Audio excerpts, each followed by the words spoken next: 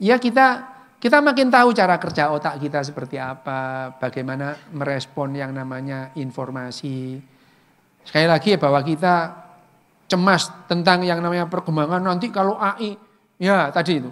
Kalau ada AI terus kemudian dia merasa sadar terus menguasai manusia, emang kenapa sih? Itu. Lah kalau manusia punah, lah tanpa AI atau dengan AI kalian juga akan punah. Apa? Jangan baper.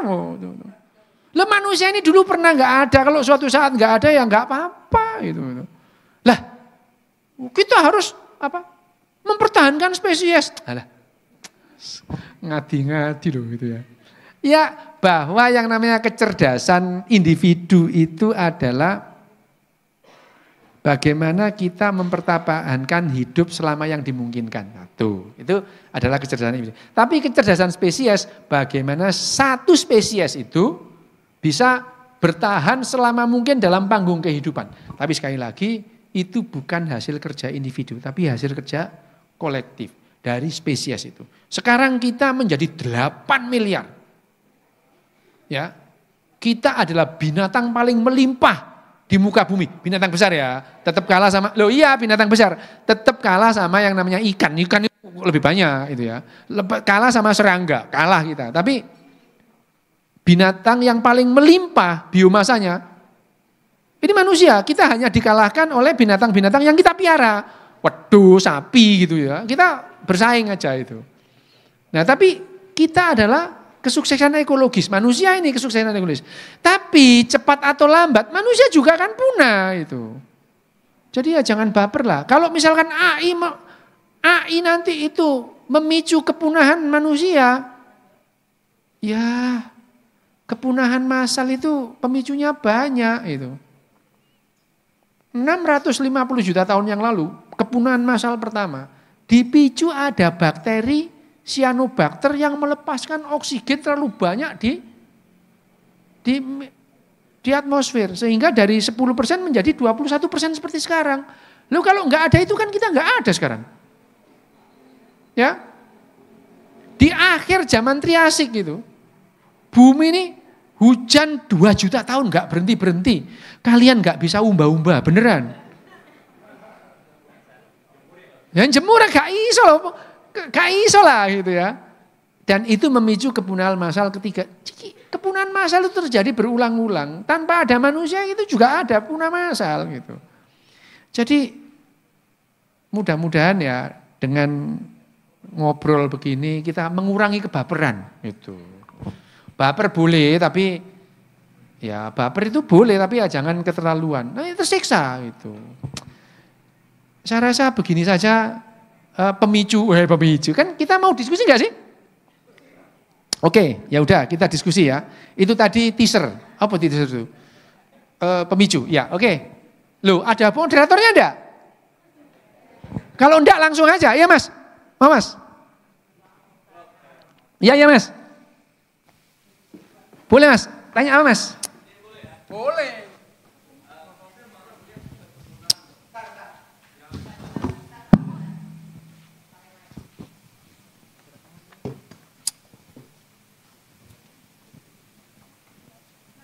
Emang kok diskusi itu lebih menarik setelah diskusi itu. Ya gimana Mas? Ya makasih, saya Arfi Dok. Ya, Mas Arfi. Kalau saya melihat bukan kepunahan yang terjadi pada umat manusia. Tapi singularity. Jadi tadi sudah disinggung soal cyborg. Jadi suatu hari kita tidak akan bisa membedakan mana AI, mana manusia lagi. Kita udah bersatu dengan AI. Ini kalau saya ya. Saya nggak tahu nih. Saya masih optimistis melihat AI ini juga. Tapi dengan model arah yang agak berbeda dengan dokter. Nah gimana menurut dokter? Terima kasih. Mas, yang namanya manusia itu perlu makan.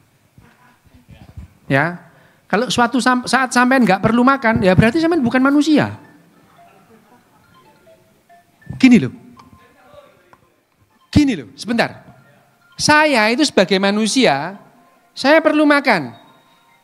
Ya, saya bisa mati. Kalau entitas saya ini misalnya, benar bahwa yang namanya otak kita ini adalah data dan pengolahan data. kaki saya diganti dengan kakinya orang lain, riuh tetap riuh. Jantungnya diganti dengan jantung orang lain atau jantung besi sekalipun, cara ngomong saya, cara berpikir saya, nggak ada yang berbeda.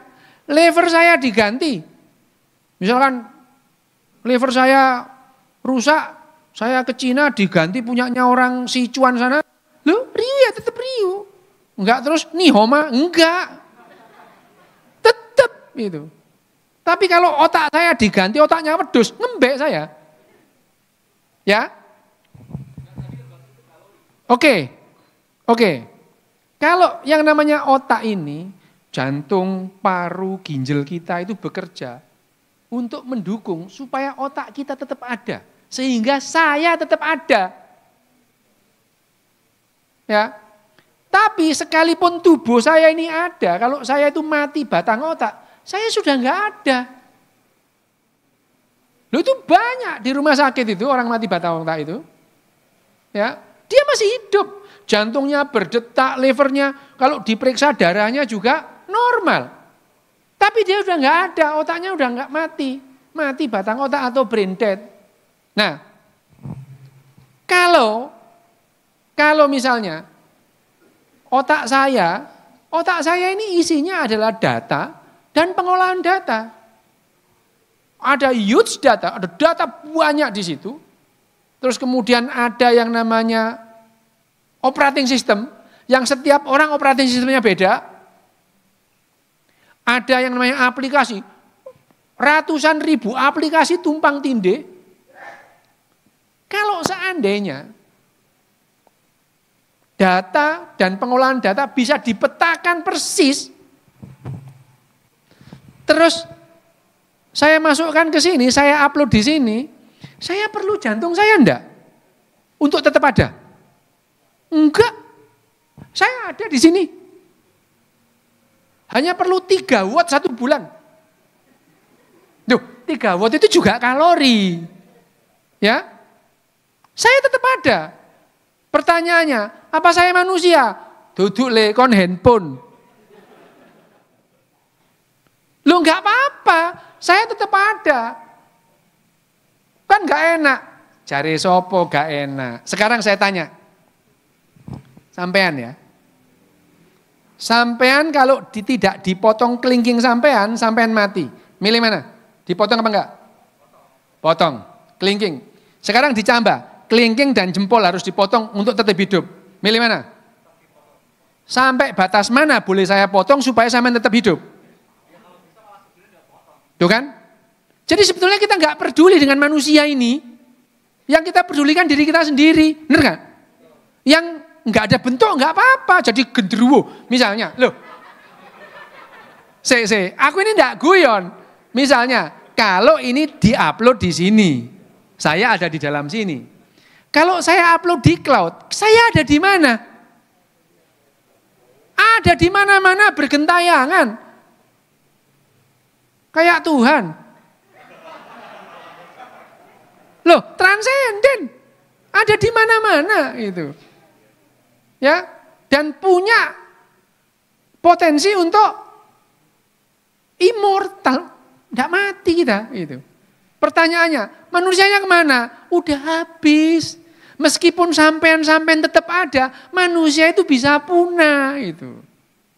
Justru singularity itu titik kepunahan manusia, karena manusia itu beda-beda. Ya, oke? Jadi beda ya, oke. Sapa meneh? Puas guru kalau menjatuhkan murid itu puas. Iya, boleh. Oke, ya wes, oke. Ayo. Ngomong sih. Oh ya, oke. Seneng kok memang menjatuhkan murid itu seneng. Ya, Assalamualaikum warahmatullahi wabarakatuh. Waalaikumsalam. Ya, perkenalkan nama saya Khairul Umam. Jenenge Abi, Pak. Ya. Dari Serowajan. Iya. Langsung pertanyaan mungkin ya. Sebenarnya dari tema yang diangkat ini saya ketidaksetujuan ya. Dan juga kenapa saya mengatakan ketidaksetujuan? Karena pemaparan dokter kayak tidak bersinambungan seperti itu. pertanyaannya, kalau Indonesia merdeka, letak kemerdekaannya itu di mana? Itu. Ya, saya paparkan dulu. Melihat dari kemerdekaan Indonesia, melihat dari Pancasila. Pancasila satu ketuhanan yang Maha Esa. Melihat dari poin pertama, hampir keseluruhan manusia tidak percaya dengan Tuhan. Sebagian.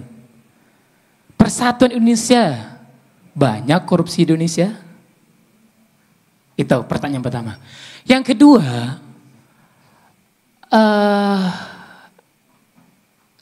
bagi kaum pemuda sekarang, mendefinisikan kemerdekaan Indonesia itu apa? Seperti apa mungkin? Karena saya bingung letak kemerdekaannya di mana Indonesia. Apalagi tadi ya gak usah beragama dan sebagainya. Saya bukan gak setuju dengan pendapat dokter, tapi agak menjengkel saat itu. Ya. Ya mungkin itu yang saya pertanyakan. Saya sudah biasa dijengkeli orang. Jangankan kamu, makku aja jengkel sama aku kok. Oke, pertanyaannya. Kemerdekaan itu apa? Loh ya itu kata-kata abstrak. Merdeka itu apa sakjane itu? Ya, budak dimerdekakan. Kemerdekaan dari apa itu? Kita itu terikat banyak hal kok gitu. Ya.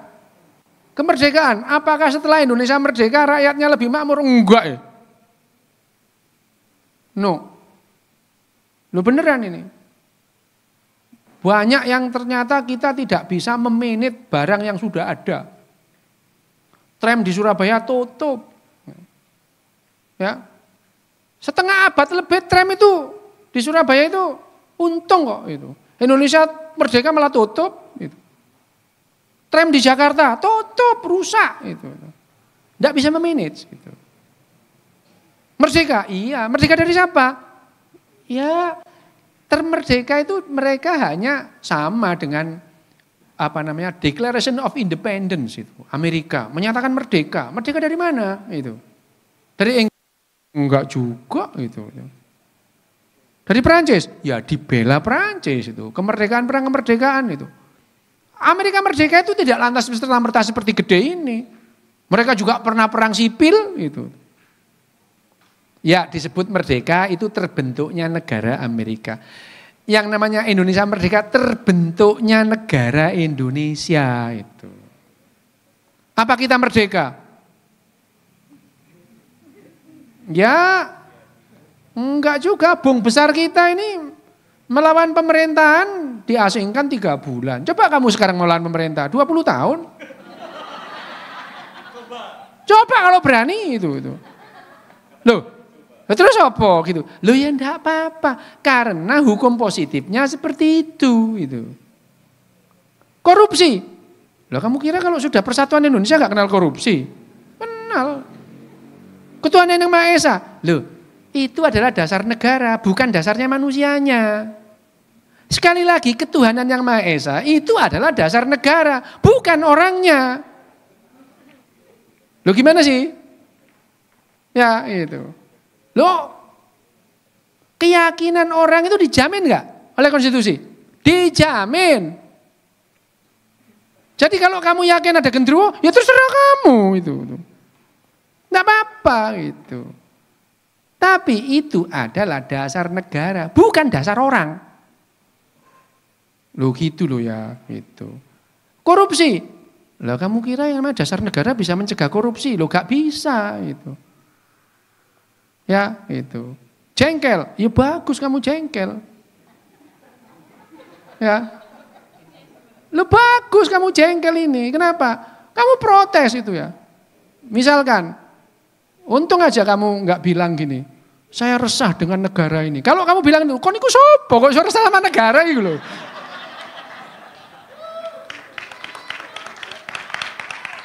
Iya itu. Loh, saya itu pernah diundang ke sebuah fakultas itu, ya itu. Oh itu ada anak muda, saya resah dengan Indonesia. Loh kok niki sopo?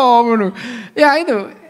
Jadi sekali lagi, negara-negara yang bahagia itu, negara-negara yang bahagia itu, mereka berlatih untuk tidak merasa penting. Yang penting apa? Komunitas ini lebih penting gitu. Ya. Di Jepang itu mereka itu terobsesi untuk saling menghormati. Kalau kita itu tidak merasa penting, bilang maaf dan terima kasih itu gampang dari mulut kita itu. Kalau kita merasa penting, orang lain yang harus minta maaf. Orang tua itu enggak mau memaafkan anaknya kalau anaknya enggak sungkem. Coba, gendeng enggak? Ya, wong mau maafkan anaknya aja loh, kok nunggu anaknya sungkem gitu. Padahal kalau seseorang itu memaafkan, yang lega siapa? Yang memberi maaf, bukan yang minta maaf itu. Ya, makanya kalau saya setiap tahun sungkem sama anak saya. Loh karena anak saya itu ada gara-gara saya pengen punya anak. Karena saya pengen punya anak saya lahir harus belajar matematika, harus les piano, capek dia, kasihan. Aku minta maaf ya, gitu. Iya, loh, kita pengen punya anak, begitu anak lahir kok disuruh berbakti sama kita, kan kebalik. Kita berbakti. Gitu. Kamu pasti jengkel dengar kata-kata saya, karena kamu ordinary people. Gak apa-apa. Gak apa-apa, gini loh. Tidak ada salahnya dengan ordinary people. 60% itu orang ordinary tadi itu. Sisanya yang di kiri itu extraordinary, yang kanan extraordinary gitu ya. Gitu. Nah, enggak apa-apa. Kalau kamu jengkel sama saya, kamu orang normal. Tuh. Yang enggak normal tuh yang jengkel banget enggak normal. Atau seneng, enggak normal juga gitu. Enggak apa-apa. Jangankan kamu, ibuku aja jengkel kok sama aku. Ya, gitu. Pertanyaan berikutnya. Habis itu Mbak yang di belakang tadi jempol. Iku mau jempol apa jendek Mbak? Oh ya, lali mau jempolan kabeh. Waduh. Oke, perkenalkan nama saya Icat Prof. Iya ya. Oke, langsung ke pertanyaannya ya Prof. Ini jika kita atau kami ini kebetulan saya Genzi ya. Genzi, oke ya. Jika Genzi ini diibaratkan organ nih, organ dari Indonesia dan kami ini nggak berpartisipasi, apakah Indonesia akan tetap baik-baik saja? Dan jika Indonesia diibaratkan anatomi tubuh, bagian otak dari Indonesia itu apa sih? Itu aja Bro. Sik tala. Kamu itu kok bisa merasa nggak berkontribusi itu loh. Setiap orang punya kontribusinya. Betul. Gen Z itu kontribusinya besar untuk Indonesia ini. Ngacak-ngacak Indonesia itu termasuk. Sama-sama. Gini loh. Sekali lagi, apapun kita di sini itu berkontribusi. Tidak ada satu orang pun yang tidak berkontribusi. Ya, loh Indonesia jadi ruwet ini gara-gara Gen Z. Gen Z ada gara-gara didikannya kita yang tua-tua ini. Loh, Gen Z itu ada gara-gara kita modelannya kayak gini nih. Gitu. Ya, dari kecil Gen Z kita cekoi dengan hal-hal yang tidak masuk akal. Ya. Gen Z sekarang pikirannya nggak rasional. Lah kamu yang latih kok. Itu. Gimana? Nah, tidak ada yang tidak mungkin. Tak tapuk konku ngono ya, gitu. Bayangin aja, dari kecil kita sudah dicekoi dengan hal-hal yang irasional. Terus kita menginginkan anak kita berpikir rasional. Lu yo gendeng kamu ini gitu. Ya, jadi jangan merasa tidak berkontribusi. Berkontribusi. Gen Z itu kontribusinya apa? Ya unik gitu. TikTokan gitu ya. Loh, itu kontribusi loh ya, itu. Loh, ada saya itu beberapa waktu yang lalu ada apa namanya akun Instagram unik anak kecil itu namanya AB. Iya, saya itu hampir 1 minggu ngikutin ini. 1 minggu saya ngikutin. Anak ini mulai umur berapa ya? Mulai bayi itu, sampai TK sekarang itu, hidup dari kuota. Loh ya, loh bener dia hidup, dia mendapatkan AdSense dari situ. AdSense-nya dari mana? Ya dari kalian itu. Kamu merasa gak berkontribusi? Berkontribusi. Ya, loh, ya itu adalah bagaimana cara kita hidup di zaman sekarang. Bisa seperti itu gitu. Ya, itu lucu anaknya, beneran lucu. Lucu itu. Abraham panggilannya AB. Itu bagus itu. Ya, artinya saya tidak mengkritik atau tidak memuji enggak, tapi itu adalah bagaimana Gen Z itu berkontribusi ke Indonesia itu. Kalau nggak percaya kamu ke Jakarta sana, ya, Jakarta, ke Lotte di mana Jalan Dr. Satrio itu, kamu di situ, itu 2 lantai, Korea kabeh. Gen Z di sini. Wah, hati-hati. Lah kalau di situ mulutmu harus hati-hati itu. Kalau enggak kamu dikeroyok sama yang namanya army-armian itu. Army padahal Pam Swakarsa aja loh army. Mereka bangga loh jadi army. Oh, bangga. Waduh. Itu adalah bagaimana kalian berkontribusi terhadap Indonesia. Kalau kamu datang di sana, apakah kamu merasa Indonesia enggak baik-baik saja? Everything is fine. Ya. Mallnya itu buka jam 9, tutup jam 10 tiap hari. Enggak ada persoalan. Di situ ada yang namanya mbak-mbak yang jaga, yang bajunya, apa namanya? Rambutnya itu kayak pelangi, warna-warni itu. Oh, kayak pelangi itu. Merah, kuning, hijau di langit yang biru. Pelukismu agung siapa gerangan itu banyak. Korea. Wah, itu. Kamu lebih Korea dari Kim Jong Un, beneran? Lebih Korea, itu. Wah, lah ya enggak apa-apa juga, gitu ya. Tapi itu adalah berkontribusi, ya. Jadi jangan salahkan bahwa mereka tidak, kontribusinya setiap orang punya kontribusi. Tidak ada yang tidak berkontribusi, satu pun. Gitu. Mana yang lebih bagus? Enggak ada, gitu. Kamu kira yang namanya Pak Willy itu lebih berkontribusi dari kamu? Enggak, sama. Cuman spesialisasinya beda. Pak Willy serius, kalian hura-hura gitu. Loh lah kalau semua serius yang hura-hura siapa gitu. Loh gitu loh ya gitu. Jadi memang spesialisasi itu muncul setelah yang namanya peradaban itu. Ada yang namanya kleptokrasi yang disebut dalam bukunya Jared. Justru ini kleptokrasi ini. Kalian yang mencari duit, emak kalian cari duit, larinya ke BTS. Loh, dia cuma modal gini-gini aja. Pagi-pagi begini, setor duit kalian. Loh, ya itu adalah cara berkontribusi gitu ya. Aku tuh sekedar gini. Lah itu kan gerakan Michael Jackson. Marah itu army-armian itu. Lain lah, ya sembuh lah sakarmu ya gitu. Jadi setiap orang punya kontribusinya untuk Indonesia baik-baik saja. Oke. Thank you, Prof. Ya. Nah, itu. Mana? Gampang kok itu ya. Jawab pertanyaan kalian itu gampang. Ya? Gak ono gampang kabeh. Ayo. Assalamualaikum warahmatullahi wabarakatuh. Prof. Waalaikumsalam. Nama saya Gustian. Saya dari Medan. Jauh. Tapi naik apa tadi ke sini? maksudnya asal. Oh, Prof, tadi Prof bilang kan kalau misalnya apa AI yang merugikan. Jadi saya pernah dengar suatu ceramah dari Buya Hamka ya.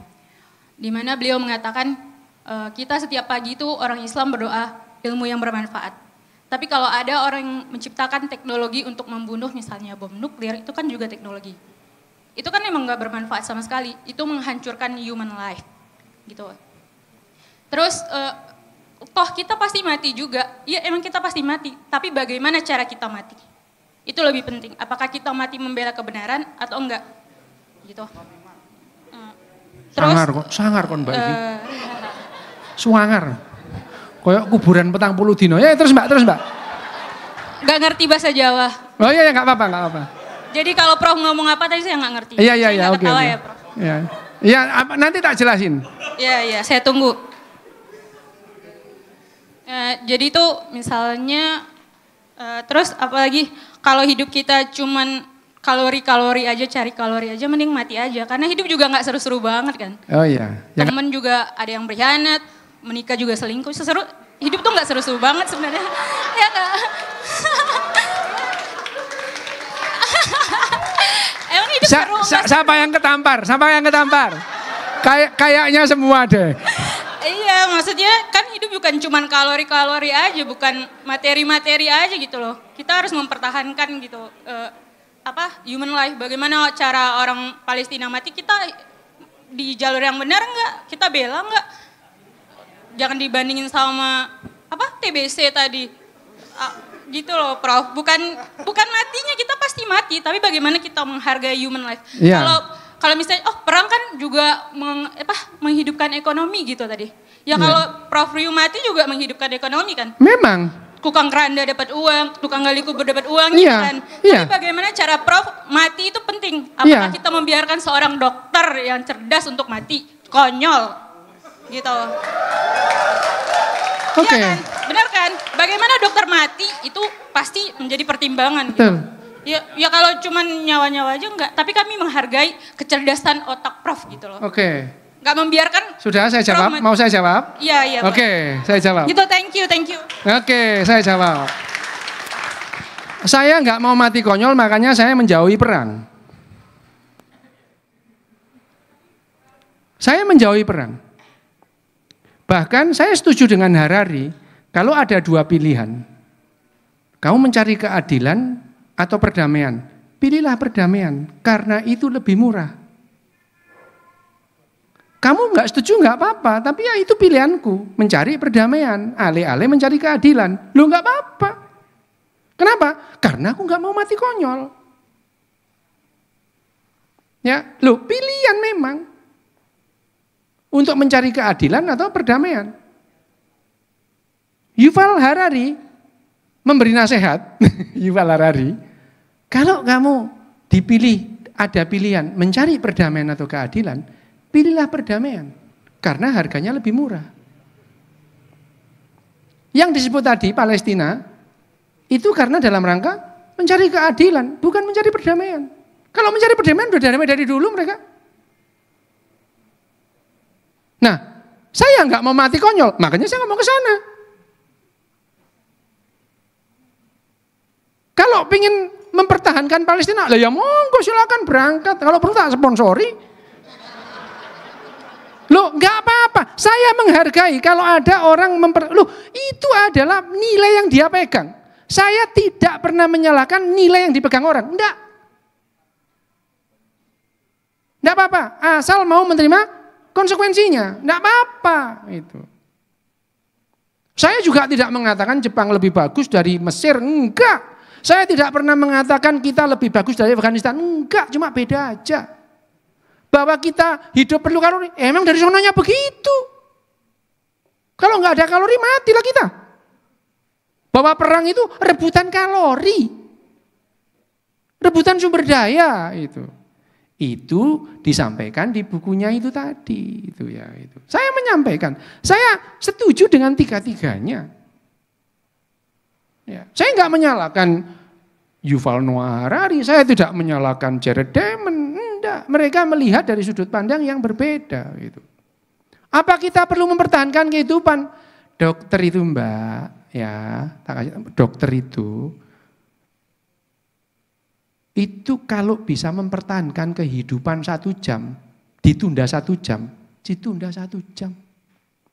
Bisa menunda kehidupan sehari, ditunda sehari. Bisa menunda 3 hari, ya 3 hari. Bisa 1 tahun, ya 1 tahun. Memang tugasnya dokter menunda kehidupan, gak membuat orang abadi. Contohnya ya, dokter yang menunda kehidupan 1 jam, itu kalau ada serangan jantung di UGD, dokternya gini. Wah, 1 jam, wes, selesai. Kenapa? Kalau diteruskan dokternya yang mati. Loh, kita itu mempertahankan kehidupan, jangan mengorbankan yang punya potensi hidup itu. Loh, memang tugasnya dokter itu gitu. Ya, yang sering saya kasih contoh banyak sering. Saya ini dokter bedah saraf. Kalau ada orang kanker otak datang, dok ini kanker otak, iya. Setelah ini dioperasi. Setelah itu dok, kemoterapi, radiasi. Sembuh dok. Loh, ini loh. Gini, yang namanya otak itu kalau dioperasi nanti ada 5 years survival rate. Berapa banyak yang bertahan selama 5 tahun. Kalau dia nanya, Loh dok, berarti ini cuma menunda kematian. Loh, lah kita makan minum tiap hari juga menunda kematian. Loh kita itu untuk cerdas itu menunda kematian memang gitu. Makanya saya nggak mau mati konyol gitu. Ya, untuk melanjutkan kehidupan saya butuh kalori itu. Perselingkuhan itu, loh itu kesenian. Sebentar. Saya memberikan itu. Kenapa? Gini, saya beritahukan. Ya, saya beritahukan. Yang namanya keluarga inti. Sekarang keluarga inti ya. Keluarga inti itu apa? Bapak, ibu, anak. Itu keluarga inti. Kita mundur 20.000 tahun yang lalu. Ya, kita mundur 20.000 tahun yang lalu.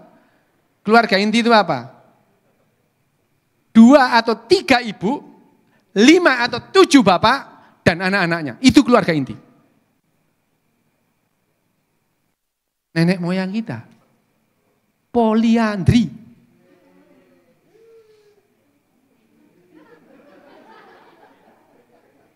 Manusia loh iku, ya gitu. Itu wedus. Loh, tetapi, loh gini loh, itu memberikan keuntungan evolusioner. Jika seorang perempuan itu mengandung, 7 laki-laki itu merasa itu anaknya. Loh, jadi akhirnya, loh ya, dia memperlakukan seperti anaknya.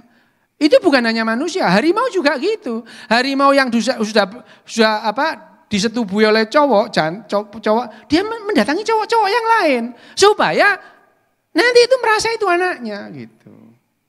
Ini dalam ilmu biologi. Saya ngomongnya biologi Mbak, bukan ilmu yang lain. Kalau saya ngomong ilmunya ya monggo gitu. Saya menjelaskan tadi adalah dalam perspektif sains, bukan keyakinan. Ya, dari tadi saya ngomong sains, bahwa sains berbeda dengan keyakinan, ya nggak apa-apa berbeda gitu. Sains itu tidak punya intention, tidak punya tujuan membantah keyakinanmu, enggak. Hanya saja kalau ada temuan sains yang berseberangan atau bertentangan dengan keyakinanmu, itu namanya collateral damage. Ya sialmu aja. Ya itu. Bahwa kehidupan itu perlu kalori. Memang kalau tanpa kalori kita enggak hidup itu. Narasi adalah bagian dari kehidupan, iya itu. Keluarga adalah narasi, iya. Suami istri adalah narasi, iya itu. Perselingkuhan adalah narasi, iya. Kalau ketahuan. Kalau enggak ketahuan tuh enggak ada yang ribut. Ya itu. Makanya waktu saya datang pertama ke sini, ada SJW marah-marah.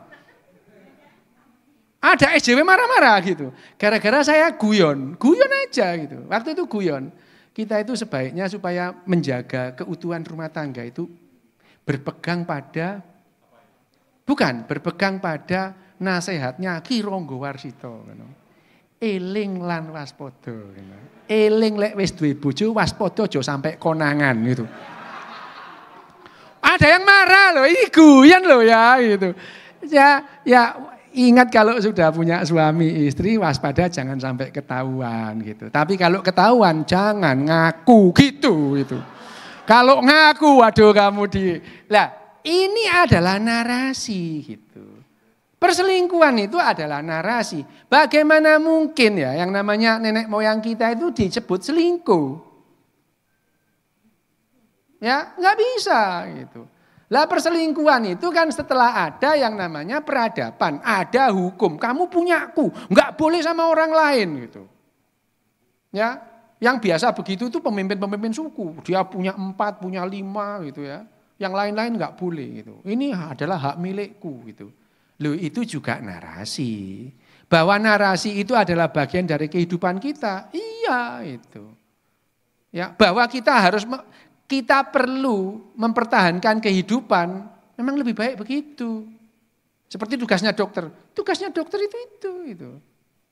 Tugasnya dokter kalau bisa mempertahankan kehidupan ya iya gitu. Bahkan dokter itu beda dengan moral-moral yang lain. Kalau ada penjahat, buronan polisi, ketembak, datang ke dokter. Tugasnya dokter itu ngobati. Bukan lapor polisi. Kalaupun ada, tapi ya dia nggak boleh. Ada satpam yang lapor polisi melarang-larang ya nggak boleh juga. Itu bukan urusannya dokter gitu. Urusannya dokter adalah gimana ketembak ini dia nggak mati. Bukan lantas, enggak ini teroris biarin mati. Nggak boleh. Dokter itu gitu. Dokter punya tanggung jawab berbeda gitu. Ya, tugasnya adalah menunda kematian sebisa mungkin gitu. Ya, sama aja kalau kemudian dalam keadaan pandemi terus dia nggak mau divaksin, itu mati konyol namanya. Tidak hanya ikut perang gitu. Saya juga nggak mau ikut perang, nggak mau mati konyol. Saya hanya menyampaikan bahwa perang itu memutar roda ekonomi. Iya gitu. Apakah saya setuju perang? Loh, siapa yang bilang setuju? Aku cuma ngomong apa adanya gitu. Ya bukan menghina gitu. Enggak itu. Kalau saya bilang rata-rata IQ-nya orang Indonesia itu 78,4, bukan menghina, emang segitu kok gitu. Rata-rata itu, turun dikit lagi jadi gorila gitu. Sedikit. Oh ya enggak apa-apa, gorila juga bisa hidup gitu ya. Gitu ya, Mbak.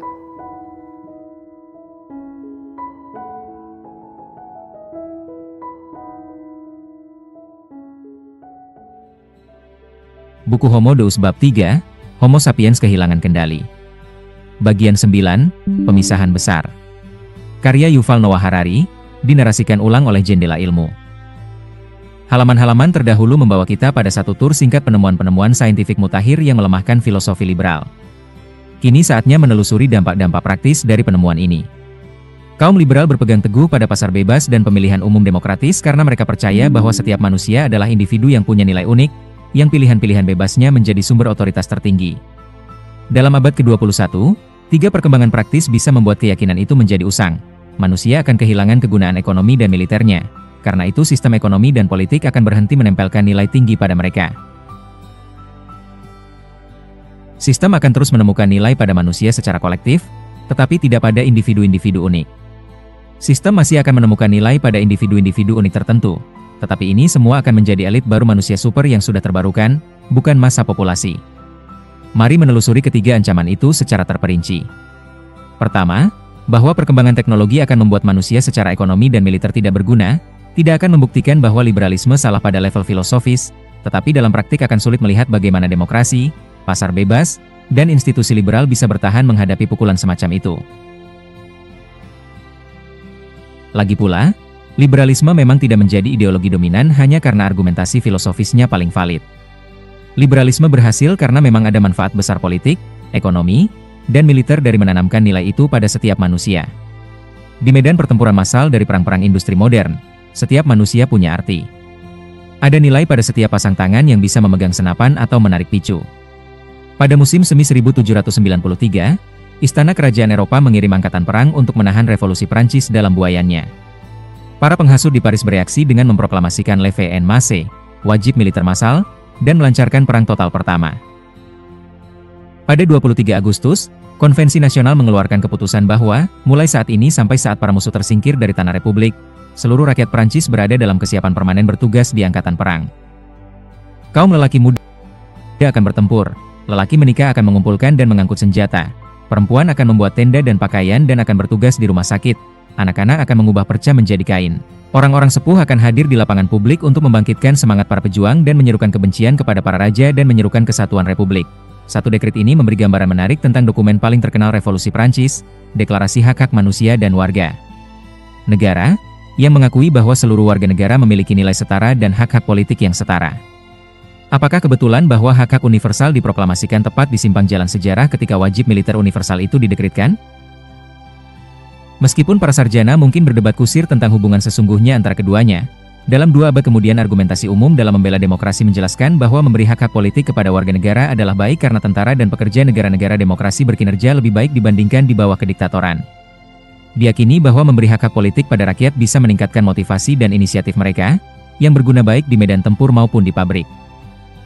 Karena itu, Charles W. Eliot, Presiden Harvard dari 1869 sampai 1909, menulis pada 5 Agustus 1917 di New York Times bahwa angkatan-angkatan perang demokrasi mampu berperang lebih baik daripada angkatan perang yang diorganisasi secara otokratis dan dikelola secara otokratis, dan bahwa angkatan perang negara-negara yang masa rakyatnya menentukan legislasi, memilih pegawai negeri, dan menyelesaikan masalah perdamaian dan perang, bisa berperang lebih baik daripada angkatan perang seorang otokrat yang berkuasa karena hak keturunan dan penugasan dari Tuhan.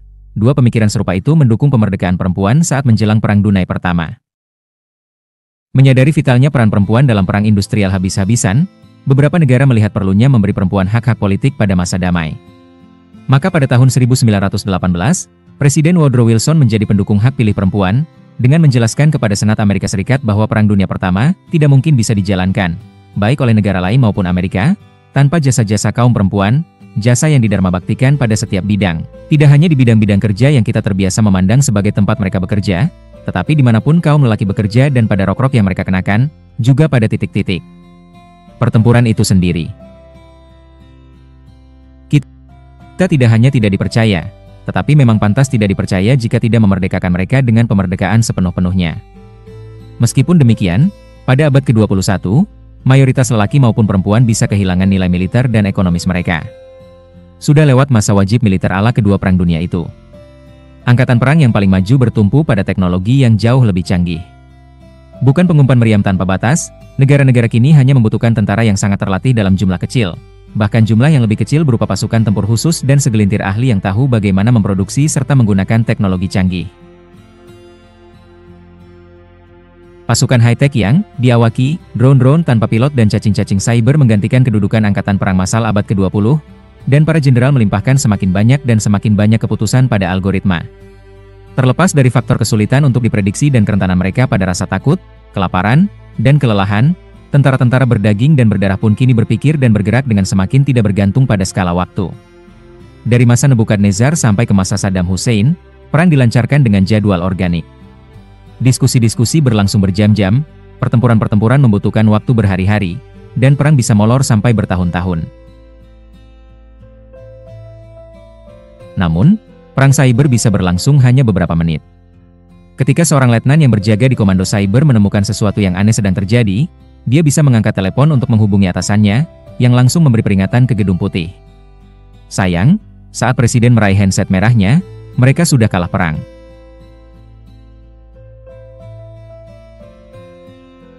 Dalam beberapa detik saja, serangan cyber yang cukup canggih bisa memadamkan jaringan listrik Amerika Serikat, mengacaukan pusat-pusat kendali penerbangannya, menyebabkan banyak kecelakaan industri di instalasi-instalasi nuklir dan kimianya, mengacaukan jaringan komunikasi polisi, militer, dan intelijennya, dan menghapus seluruh rekaman finansial sehingga triliunan dolar bisa lenyap tanpa jejak dan tak seorang pun yang memiliknya.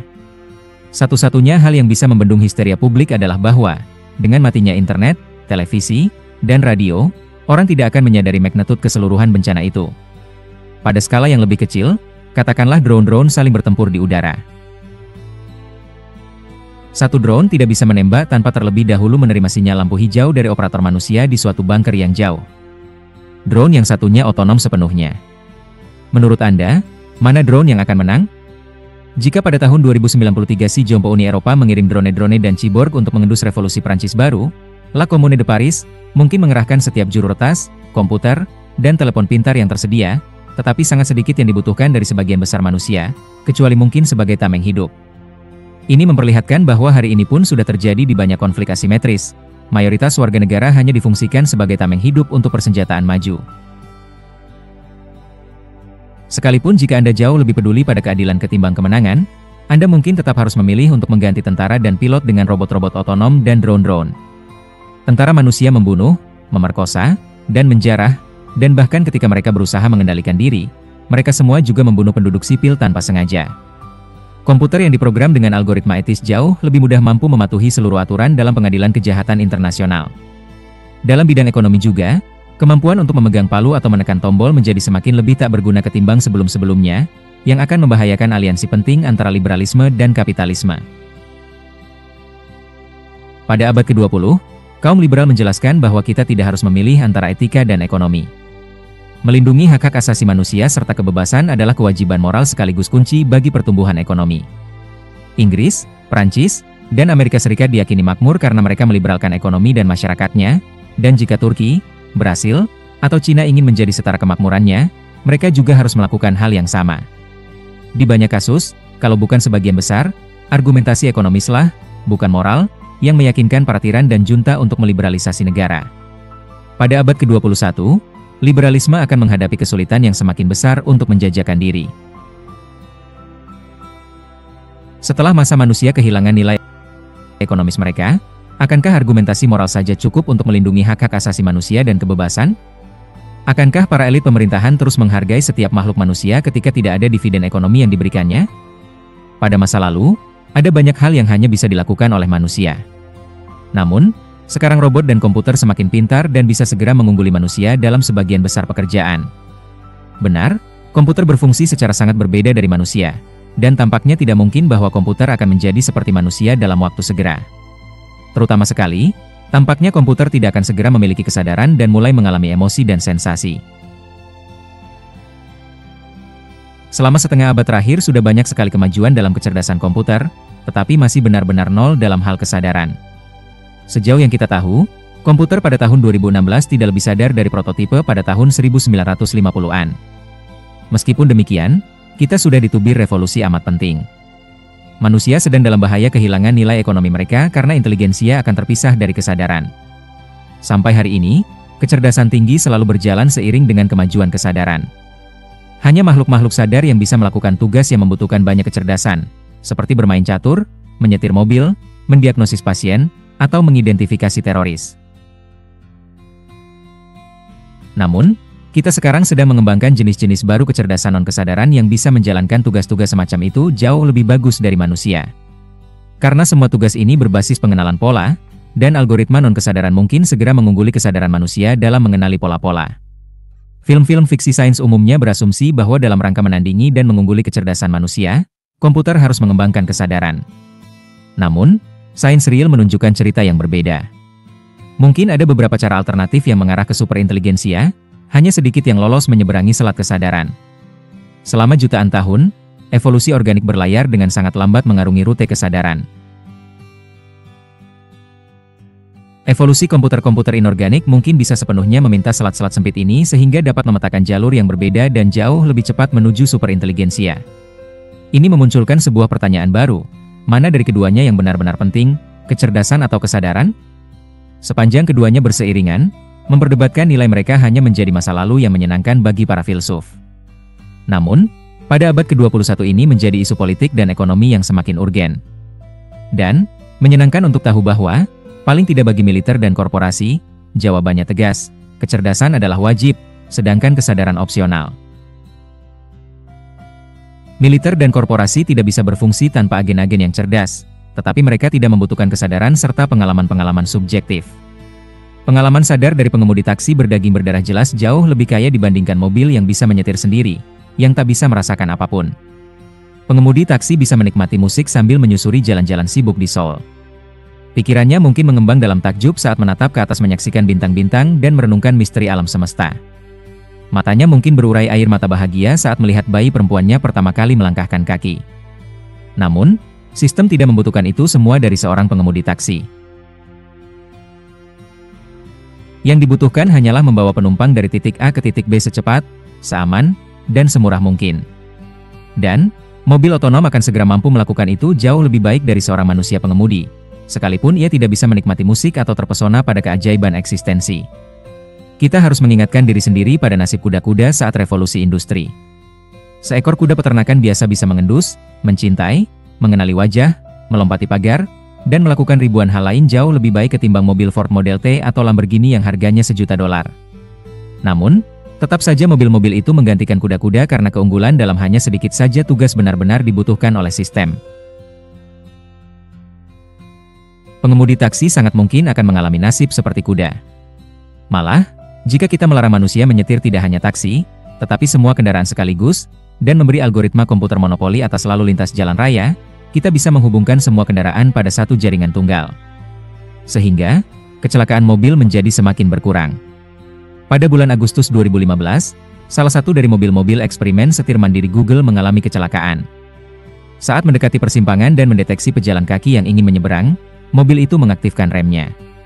Beberapa saat kemudian, mobil itu ditabrak dari belakang oleh sedan yang pengemudi cerobohnya mungkin sedang merenungkan misteri alam semesta, bukan melihat ke jalan. Ini tidak bisa terjadi jika kedua kendaraan dipandu oleh komputer yang saling terhubung. Algoritma pengendali mestinya tahu posisi dan niat setiap kendaraan di jalan, dan tidak akan membiarkan dua bonekanya bertabrakan. Sistem semacam itu juga akan mengeliminasi pengalaman manusia dalam menyetir mobil dan puluhan juta pekerjaan manusia. Beberapa ekonom memprediksi bahwa cepat atau lambat manusia yang tak terbarukan benar-benar tak berguna.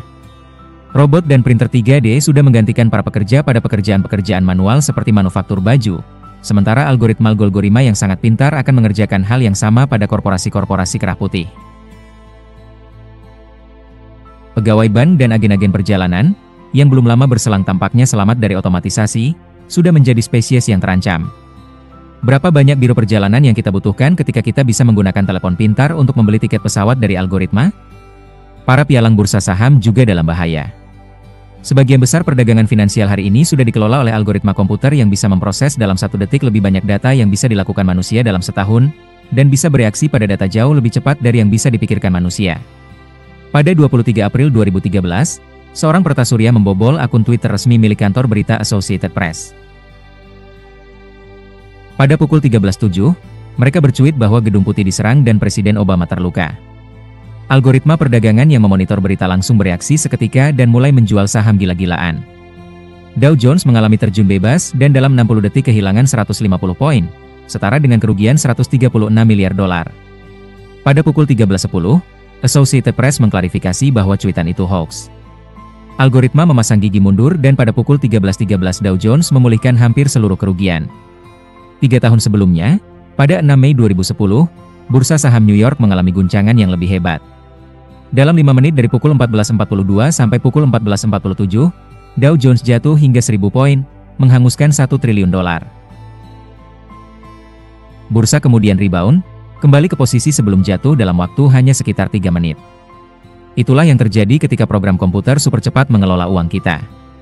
Para ahli sejak itu berusaha memahami kejadian yang biasa disebut flash crash ini. Mereka tahu memang algoritma yang harus disalahkan, tetapi masih tidak benar-benar yakin salahnya di mana. Sejumlah pialang di Amerika Serikat sudah mengajukan gugatan hukum terhadap perdagangan algoritmik, dengan alasan bahwa hal itu secara tidak adil mendiskriminasi makhluk manusia yang tentu saja tak bisa bereaksi cukup cepat untuk berkompetisi. Berdebat apakah ini benar-benar merupakan pelanggaran hak bisa menyediakan banyak pekerjaan dan banyak upah bagi para pengacara. Dan, pengacara ini tak harus manusia. Film dan serial televisi memberi kesan bahwa para pengacara menghabiskan hari-hari mereka di pengadilan untuk berteriak keberatan, dan membuat pidato-pidato yang penuh semangat. Namun, sebagian besar pengacara biasa mencurahkan waktu membaca dengan teliti file-file yang tak ada ujungnya, mencari preseden-preseden, celah-celah, dan potongan-potongan kecil bukti yang berpotensi relevan. Sebagian sibuk berusaha memperkirakan apa yang terjadi pada malam ketika John Doe dibunuh, atau merumuskan sebuah kontrak bisnis raksasa yang akan melindungi klien mereka melawan setiap kemungkinan yang bisa dibayangkan. Bagaimana nasib para pengacara itu saat algoritma pencari yang canggih bisa menemukan lebih banyak preseden dalam 1 hari ketimbang yang bisa dicari oleh manusia sepanjang hidupnya? Dan saat pemindai otak bisa mengungkap kebohongan serta penipuan hanya dengan menekan 1 tombol? Bahkan, pengacara dan detektif yang sangat berpengalaman tak bisa dengan mudah menemukan tipu daya hanya dengan mengobservasi ekspresi wajah serta nada suara orang. Namun, berbohong melibatkan area otak yang berbeda dari yang digunakan untuk mengatakan kebenaran. Kita belum sampai ke sana memang. Tetapi sudah bisa dibayangkan bahwa dalam waktu tidak terlalu lama lagi, alat-alat pemindai fMRI bisa berfungsi sebagai mesin yang nyaris tidak pernah keliru. Apalagi yang tersisa bagi jutaan pengacara, hakim, polisi, dan detektif? Mereka mungkin mempertimbangkan untuk kembali ke sekolah, untuk belajar profesi baru. Tetapi, saat memasuki ruang kelas, mereka akan mendapati algoritma sudah berada di sana terlebih dahulu. Perusahaan seperti Mindojo sedang mengembangkan algoritma interaktif yang tidak hanya akan mengajari saya matematika, fisika, dan sejarah, tetapi juga secara simultan mempelajari saya dan mencari tahu siapa sesungguhnya saya. Guru-guru digital akan dengan cermat memantau setiap jawaban yang saya berikan, dan berapa lama waktu yang saya butuhkan untuk menjawabnya. Seiring waktu, mereka akan memahami kelemahan unik saya di samping keunggulan saya, dan akan mengidentifikasi apa yang membuat saya merasa senang dan apa yang membuat kelopak mata saya turun. Mereka bisa mengajari saya termodinamika atau geometri dengan cara yang cocok dengan jenis kepribadian saya, sekalipun metode khusus itu tidak cocok dengan 99% murid lain. Dan, guru-guru digital itu tidak akan pernah kehilangan kesabaran, tak pernah berteriak pada saya, dan tidak pernah mogok. Namun, Yang masih belum jelas, mengapa pula saya butuh belajar termodinamika atau geometri dalam sebuah dunia yang penuh dengan program komputer pintar semacam itu. Bahkan, para dokter pun menjadi sasaran empuk bagi algoritma. Tugas pertama dan paling utama sebagian besar dokter adalah mendiagnosis penyakit dengan benar, kemudian menyarankan perawatan terbaik yang tersedia. Jika saya tiba di klinik, mengeluh demam dan diare, saya mungkin sakit karena keracunan makanan. Kemudian lagi, gejala yang sama mungkin akibat dari virus perut, kolera, disentri, malaria, kanker, atau suatu penyakit baru yang belum dikenal. Banyak dokter hanya punya sedikit catatan sebagai bahan untuk melakukan diagnosis yang tepat karena sampai disitulah yang bisa dibayar oleh asuransi kesehatan saya. Ini menyebabkan hanya beberapa pertanyaan yang ditanyakan dan mungkin pemeriksaan medis cepat yang bisa dilakukan. Dokter kemudian memeriksa silang sekelumit informasi ini dengan riwayat medis saya, dan dengan dunia besar penyakit-penyakit manusia. Sayang, bahkan dokter yang paling rajin pun tak bisa mengingat semua sakit saya dan pemeriksaan yang saya jalani. Demikian pula, tak ada dokter yang bisa mengenal setiap penyakit dan obatnya, atau membaca setiap artikel baru yang diterbitkan di jurnal medis. Di atas itu semua, dokter terkadang lelah atau lapar, atau mungkin bahkan sakit, yang bisa memengaruhi penilaiannya. Tak mengherankan bahwa para dokter terkadang salah dalam mendiagnosis atau merekomendasi perawatan yang kurang optimal. Kini perhatikan Watson-nya IBM yang terkenal, sebuah sistem kecerdasan artifisial yang menang dalam acara permainan televisi Jeopardy. Pada 2011, mengalahkan manusia yang sebelumnya juara. Watson saat ini sedang digadang-gadang untuk melakukan pekerjaan yang lebih serius, terutama dalam mendiagnosis penyakit. Sebuah AI seperti Watson memiliki potensi keunggulan yang besar atas dokter manusia. Pertama-tama, sebuah AI bisa menyimpan dalam bank datanya informasi tentang segala penyakit dan obat yang pernah diketahui dalam sejarah. Ia kemudian bisa memperbarui bank datanya setiap hari, tidak hanya temuan-temuan riset baru, tetapi juga statistik medis dari setiap klinik dan rumah sakit yang terhubung di seluruh dunia.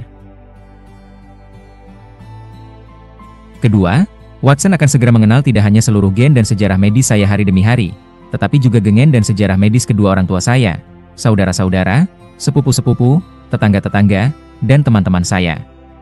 Watson akan tahu dengan cepat apakah saya mengunjungi negara tropis belum lama ini, apakah infeksi perut saya kambuh lagi, apakah ada kasus-kasus kanker usus dalam keluarga saya, atau apakah orang-orang di seantero kota mengeluh sakit diare pagi ini. Ketiga, Watson tidak pernah lelah, lapar, atau sakit, dan akan bersama saya sepanjang waktu. Saya bisa duduk nyaman di sofa rumah dan menjawab ratusan pertanyaan, memberitahu Watson persis apa yang saya rasakan. Ini berita baik bagi sebagian besar pasien, kecuali mungkin pengidap penyakit murung. Namun, jika Anda memasuki sekolah medis hari ini dengan masih berharap menjadi dokter keluarga dalam 20 tahun mendatang, mungkin Anda harus berpikir ulang. Dengan keberadaan Watson seperti itu, tak banyak Sherlock yang dibutuhkan. Ancaman ini melayang-layang di atas kepala bukan hanya para praktisi umum, melainkan juga ahli. Malah, bisa jadi ternyata jauh lebih mudah mengganti dokter spesialis di bidang-bidang yang sangat sempit seperti diagnosis kanker. Dalam eksperimen belum lama ini, sebuah algoritma komputer bisa mendiagnosis dengan benar 90% kasus kanker paru-paru yang diajukan padanya, sementara para dokter manusia memiliki tingkat keberhasilan hanya 50%. Faktanya, masa depan sudah di sini. CT scan dan pengujian mamograf secara rutin dicek oleh algoritma spesialis, yang memberi dokter opini kedua, dan terkadang mendeteksi tumor yang terlewatkan oleh dokter. Seabrek masalah teknis yang berat memang masih menghalangi Watson menggusur sebagian besar dokter besok pagi. Meskipun demikian, masalah-masalah teknis itu, betapapun sulitnya, hanya perlu diatasi sekali. Pendidikan dokter adalah proses rumit dan mahal yang berlangsung bertahun-tahun. Ketika proses itu rampung, setelah 1 dekade atau lebih belajar dan magang, yang Anda dapatkan adalah seorang dokter. Jika Anda ingin 2 dokter, Anda harus mengulang keseluruhan proses dari nol. Sebaliknya, jika dan ketika Anda mengatasi masalah teknis yang mengganjal Watson, Anda akan mendapatkan bukan 1 dokter, melainkan jumlah tak terhingga, yang tersedia 24 jam sehari dan 7 hari seminggu di setiap sudut dunia.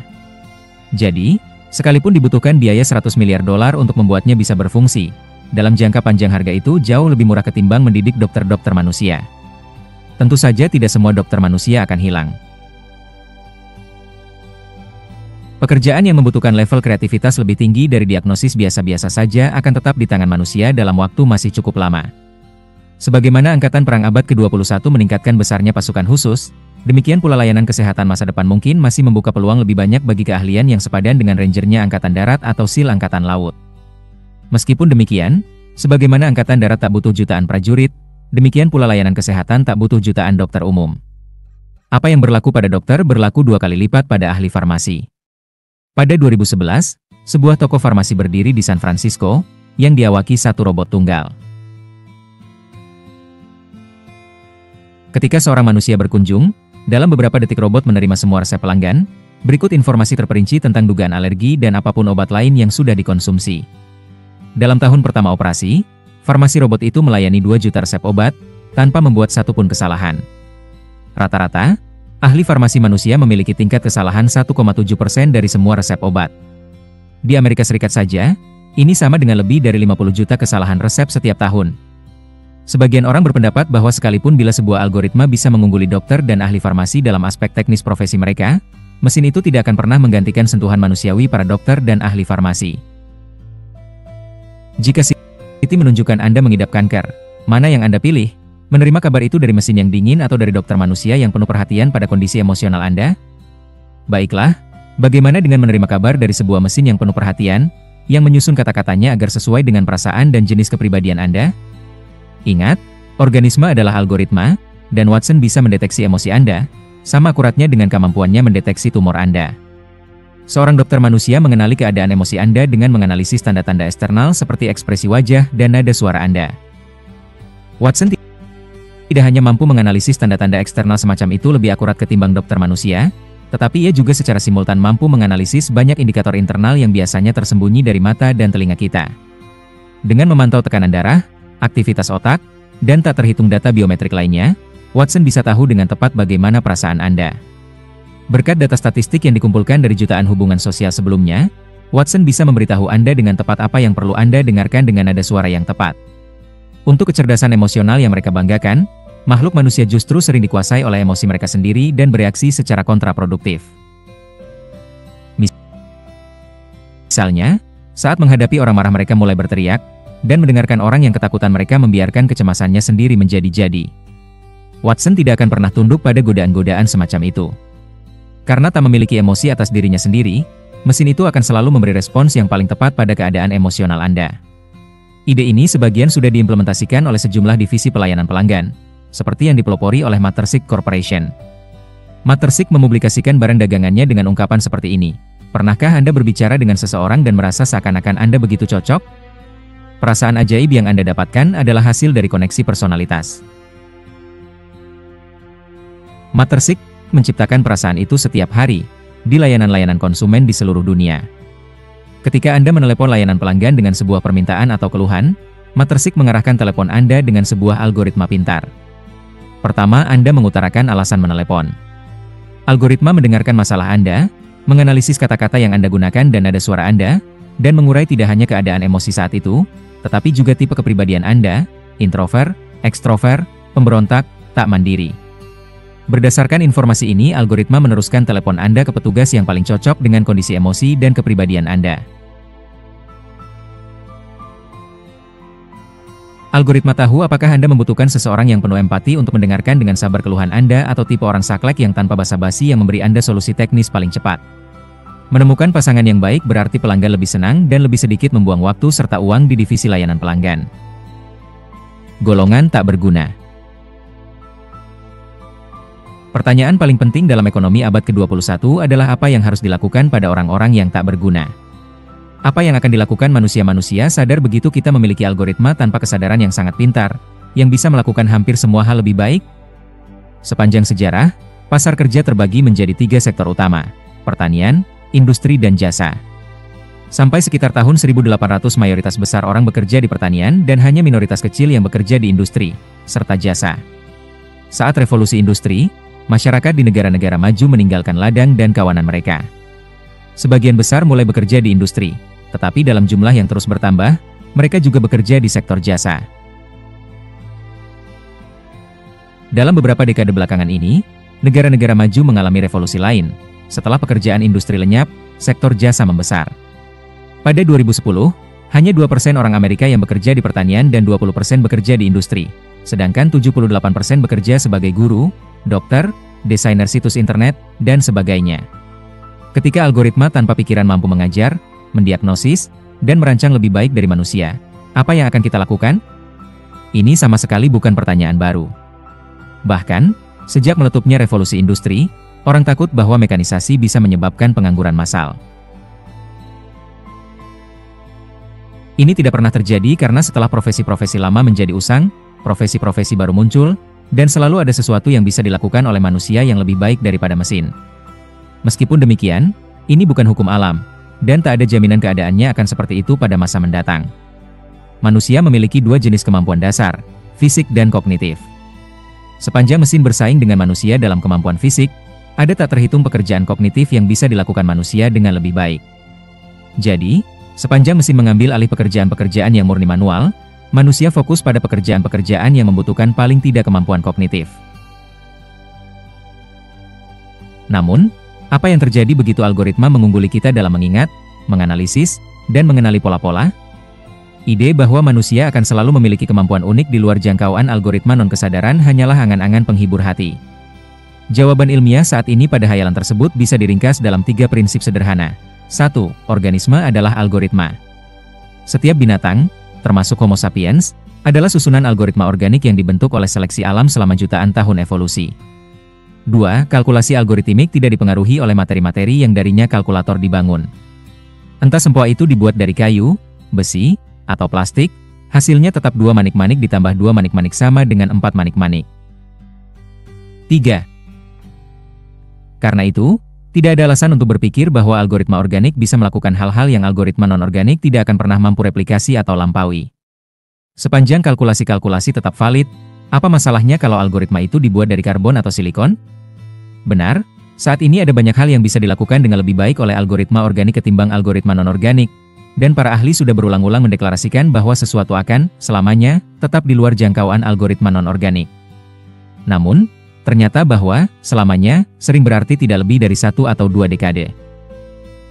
Sampai waktu belum lama berselang, pengenalan wajah adalah contoh favorit dari sesuatu yang bahkan bayi bisa lakukan dengan mudah, tetapi lolos dari jangkauan kemampuan komputer yang paling canggih sekalipun. Kini, program pengenalan wajah bisa mengidentifikasi orang jauh lebih efisien dan cepat ketimbang manusia. Pasukan polisi dan dinas intelijen kini secara rutin menggunakan program semacam itu untuk memindai rekaman video dengan durasi berjam-jam dari kamera-kamera pemantau dalam rangka melacak tersangka dan penjahat. Pada dekade 1980-an ketika orang mendiskusikan keunikan sifat manusia, mereka biasanya menggunakan catur sebagai bukti utama keunggulan manusia. Mereka percaya bahwa komputer tidak akan pernah mengalahkan manusia dalam catur. Pada 10 Februari 1996, Deep Blue yang dirancangi IBM mengalahkan juara catur dunia Garry Kasparov sehingga mengistirahatkan klaim istimewa tentang keunggulan manusia itu. Deep Blue diberi bekal oleh para penciptanya, yang memprogram tidak hanya dengan aturan-aturan dasar catur, tetapi juga dengan instruksi-instruksi detail berkaitan dengan strategi catur. Satu generasi baru AI lebih memilih pembelajaran mesin ketimbang saran manusia. Pada Februari 2015, sebuah program yang dikembangkan oleh Google DeepMind belajar sendiri cara memainkan 49 game klasik Atari, dari PAC Man sampai balap mobil. Program itu bisa memainkan sebagian besar game itu dengan sama baiknya atau lebih baik dari manusia. Terkadang malah muncul dengan strategi yang belum pernah terjadi pada pemain manusia. Tak lama sesudah itu, AI mencapai sukses yang bahkan lebih sensasional, ketika perangkat lunak AlphaGo milik Google mengajari diri bagaimana memainkan Go, sebuah permainan papan strategi kuno Cina. Kerumitan Go sudah lama dianggap jauh di luar jangkauan program AI. Pada Maret 2016, satu pertandingan diadakan di Seoul antara AlphaGo dan juara Go Korea Selatan, Lee Sedol.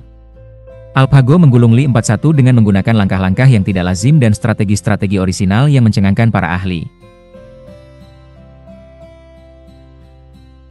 Sebelum pertandingan, sebagian besar pemain profesional Go yakin bahwa Lee akan menang. Namun, setelah menganalisis langkah-langkah AlphaGo, sebagian besar menyimpulkan bahwa pertandingan itu sudah berakhir dan bahwa manusia tidak lagi punya harapan untuk mengalahkan AlphaGo dan keturunannya. Algoritma komputer juga belum lama ini membuktikan manfaatnya dalam pertandingan bola. Selama puluhan tahun, tim-tim bisbol menggunakan kebijaksanaan, pengalaman, dan ketajaman naluri pelatih dan manajer profesional untuk memilih pemain.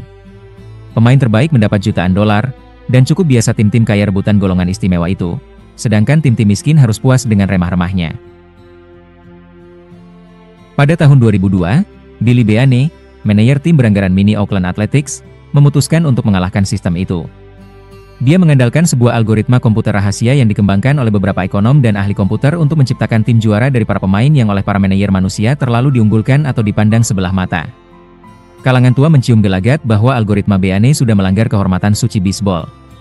Mereka bersikeras bahwa memilih pemain bisbol adalah sebuah seni, yang hanya bisa dikuasai oleh manusia dengan pengalaman intim dan lama dengan pertandingan olahraga ini. Sebuah program komputer tidak akan bisa melakukannya karena ia tidak pernah bisa menggambarkan rahasia-rahasia dan semangat bisbol. Mereka segera harus mengunyah topi bisbol mereka sendiri. Tim algoritmik beranggaran cekak, $44 juta, itu tidak hanya mampu unjuk gigi menghadapi raksasa bisbol seperti New York Yankees, $125 juta, tetapi juga menjadi tim pertama dalam sejarah Liga Amerika yang pernah menang dalam 20 pertandingan berturut-turut. Namun, Beane dan Oakland tak bisa lama-lama menikmati kejayaannya. Segera saja banyak tim lain mengadopsi pendekatan algoritmik yang sama, dan sejak itu Yankees dan Red Sox mampu jauh lebih unggul, baik dalam pemain-pemain bisbol maupun perangkat lunak komputer. Tim-tim bermodal irit seperti Oakland Athletics pun akhirnya memiliki peluang semakin kecil untuk mengalahkan sistem dari sebelumnya. Pada 2004, Profesor Frank Levy dari MIT dan Profesor Richard Murnane dari Harvard menerbitkan sebuah hasil riset yang sangat cermat tentang pasar kerja, membuat daftar profesi yang paling besar kemungkinannya mengalami otomatisasi. Sopir truk masuk dalam contoh pekerjaan yang tak mungkin bisa diotomatisasi dalam waktu dekat. Sulit membayangkan, tulis mereka, algoritma bisa dengan aman mengemudikan truk di jalan sibuk. Hanya 10 tahun kemudian Google dan Tesla tidak hanya bisa membayangkan ini, tetapi benar-benar mewujudkannya. Faktanya, seiring berjalannya waktu, semakin mudah untuk menggantikan manusia dengan algoritma komputer, bukan semata-mata karena algoritma menjadi semakin pintar, melainkan karena manusia pun mengalami profesionalisasi. Para pemburu pengumpul kuno menguasai ragam kemampuan yang sangat luas untuk bertahan hidup. Itu sebabnya, sangat sulit mendesain robotik pemburu pengumpul. Robot semacam itu mesti tahu cara menyiapkan alat-alat batu, menemukan jamur yang bisa dimakan di hutan, dan melacak mangsa. Tetapi, dalam beberapa ribu tahun terakhir, manusia sudah mulai berspesialisasi. Seorang pengemudi taksi atau seorang kardiolog memiliki satu bidang keahlian yang jauh lebih sempit ketimbang seorang pemburu pengumpul sehingga lebih mudah menggantikan mereka dengan AI. Seperti yang sudah berkali-kali saya tegaskan, AI memang masih sangat jauh dari eksistensi menyerupai manusia. Namun, 99% kualitas dan kemampuan manusia sudah tumpang tindih untuk menjalankan sebagian besar pekerjaan modern. Bagi AI, untuk menyingkirkan manusia dari pasar kerja, hanya diperlukan mengungguli kita dalam kemampuan spesifik yang dibutuhkan profesi tertentu. Bahkan, para manajer yang bertanggung jawab atas semua aktivitas ini bisa digantikan. Berkat kekuatan algoritmanya, Uber bisa mengelola jutaan pengemudi taksi dengan hanya segelintir manusia. Sebagian besar perintah diberikan oleh algoritma tanpa dibutuhkan supervisi manusia. Pada Mei 2014, Deep Knowledge Ventures, sebuah firma modal Ventura di Hong Kong yang spesialis dalam obat regeneratif, mencapai kemajuan baru dengan menunjuk sebuah algoritma yang diberi nama Vital untuk mengisi jabatan komisaris. Sebagaimana 5 anggota Dewan Komisaris lainnya, Vital punya hak suara untuk menentukan apakah firma perlu berinvestasi di satu perusahaan tertentu atau tidak, dengan mendasarkan opininya pada analisis cermat tumpukan besar data.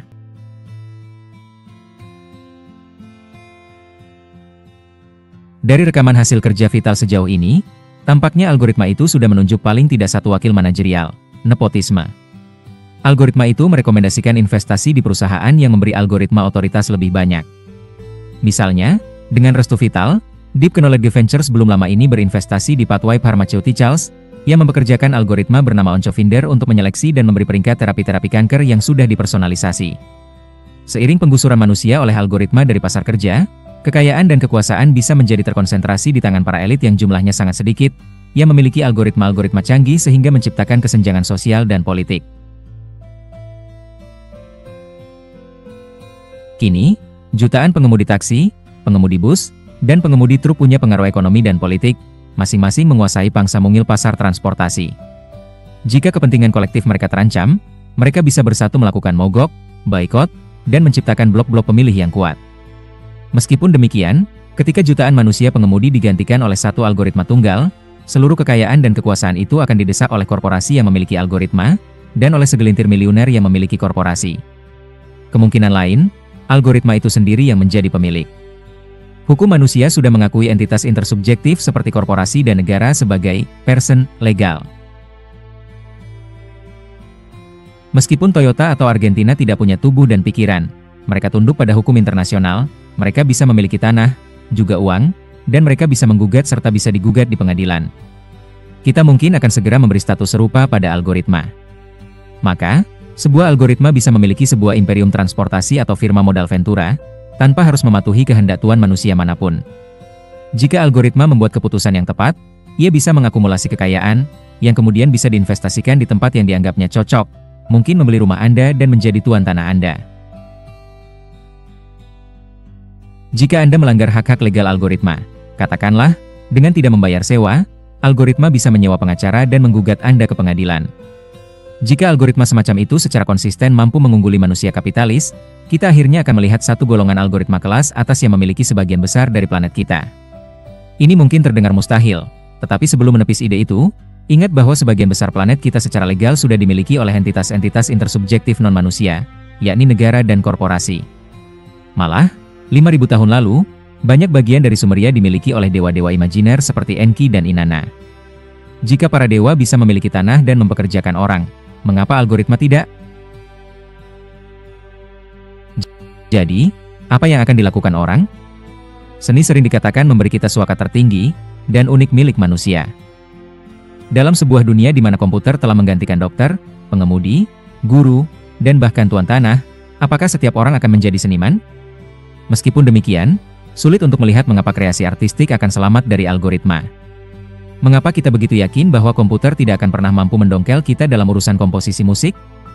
Menurut sains kehidupan, seni bukanlah produk dari jiwa yang sudah ditingkatkan atau room metafisik, melainkan produk dari algoritma organik yang mengenali pola-pola matematis. Jika demikian, tidak ada alasan mengapa algoritma non-organik tidak bisa menguasainya. David Chopin adalah seorang profesor musikologi di University of California di Santa Cruz. Dia juga salah satu tokoh kontroversial dalam dunia musik klasik.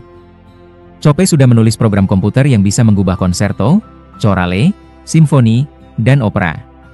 Karya pertamanya bernama EMI, Experiments in Musical Intelligence, yang spesialis dalam meniru gaya Johann Sebastian Bach. Butuh waktu 7 tahun untuk menciptakan program itu, tetapi begitu pekerjaan itu kelar, EMI mampu mengubah 5.000 chorale ala Bach dalam 1 hari saja. Chopin menyelenggarakan pertunjukan beberapa chorale terpilih di festival musik di Santa Cruz.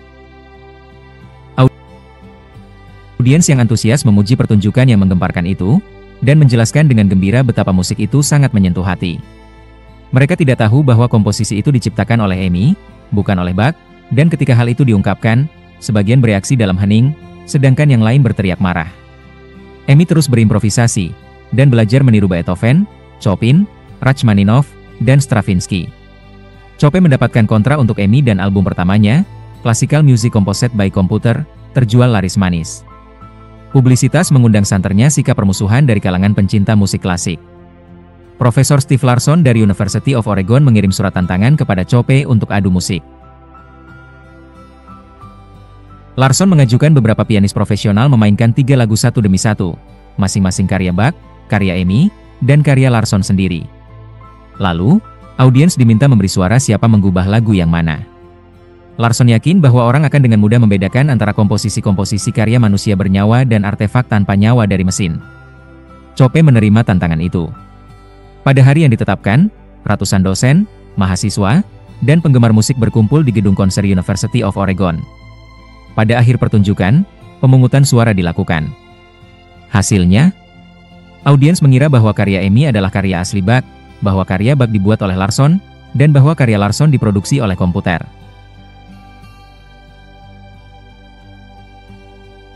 Para kritikus terus berpendapat bahwa musik EMI secara teknis memang hebat, tetapi ada kekurangannya. Ia terlalu akurat. Ia tak memiliki kedalaman. Ia tak punya jiwa. Namun, ketika orang mendengarkan komposisi EMI tanpa diberitahu pengarangnya, mereka sering memuji karya-karya itu persis karena kejiwaannya dan resonansi emosionalnya. Menyusul kesuksesan EMI, Chopin menciptakan program baru yang lebih canggih. Pencapaian puncaknya itu diberi nama ANI. Kalau EMI mengomposisi musik berdasarkan aturan-aturan yang sudah ditentukan, ANI didasarkan pada pembelajaran mesin. Gaya musiknya terus berubah dan berkembang, merespons input baru dari dunia luar. Chopin tak tahu apa yang akan dikomposisi oleh ANI selanjutnya. Malah, Annie tidak membatasi diri pada komposisi musik, tetapi juga mengeksplorasi bentuk seni lain, seperti puisi haiku. Pada 2011, Chope menerbitkan Comes the Fiery Night of 2000 Haiku by Man and Machine. Sebagian haiku ditulis oleh Annie dan sisanya puisi-puisi organik. Buku itu tidak mengungkapkan mana saja yang ditulis Annie. Jika Anda bisa membedakan antara kreativitas manusia dan hasil mesin, Anda dipersilakan menguji klaim Anda. Pada abad ke-19, revolusi industri menciptakan sebuah golongan besar baru proletariat urban, dan sosialisme menyebar karena tidak ada kredo lain yang berhasil menjawab kebutuhan, harapan, dan ketakutan yang belum ada presidennya dari kelas pekerja ini. Liberalisme akhirnya mengalahkan sosialisme hanya dengan mengadopsi bagian terbaik dari program sosialis. Pada abad ke-21, kita mungkin menyaksikan terciptanya satu kelas bukan pekerja baru yang masif, orang yang tak punya nilai ekonomis, politis, bahkan artistik, yang tak berkontribusi apapun bagi kemakmuran, kekuasaan, dan kejayaan masyarakat.